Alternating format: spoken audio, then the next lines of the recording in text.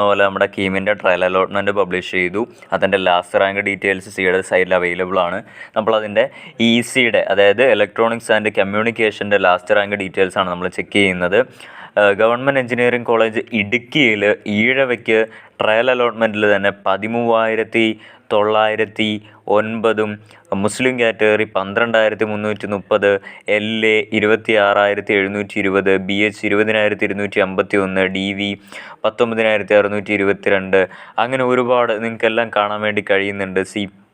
അതുപോലെ തന്നെ കോഴിക്കോടാണെങ്കിൽ സ്റ്റേറ്റ് മെറിറ്റിൽ കയറിയിരിക്കുന്നത് 4,270 വന്നിരിക്കുന്നത്. അതുപോലെ തന്നെ കണ്ണൂരിൽ 4,357, Rajiv Gandhi institute of Rajiv Gandhi RIT Kottayam അവിടെ 3,511 ലാസ്റ്റ് റാങ്ക് വന്നിരിക്കുന്നത്.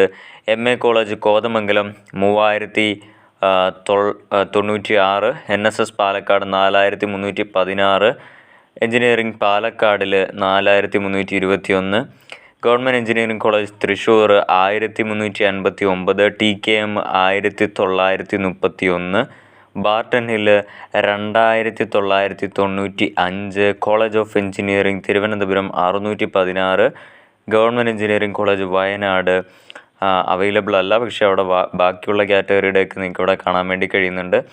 ഏകദേശം നിങ്ങൾക്ക് മനസ്സിലാക്കാൻ കഴിയുന്നത് എന്താണ്, ഗവൺമെൻറ് എഞ്ചിനീയറിംഗ് കോളേജ് ഇടുക്കിയിലും അതുപോലെ തന്നെ ഗവൺമെൻറ് എഞ്ചിനീയറിംഗ് കോളേജ് വയനാടിലും ട്രയൽ അലോട്ട്മെൻറ്റിൽ തന്നെ 10,000-ന് മുകളിലുള്ള ആളുകൾക്ക് കാറ്റഗറി റാങ്ക് ലിസ്റ്റിൽ കാറ്റഗറി ഏതെങ്കിലും ഒരു കാറ്റഗറിയിലുള്ള ആളുകൾക്ക് 10,000-ന് മുകളിലാണ് റാങ്കെങ്കിൽ നിങ്ങൾക്ക് അവിടെ സിക്ക് അഡ്മിഷൻ കിട്ടാനുള്ള ചാൻസ് വളരെയധികം കൂടുതലാണ്.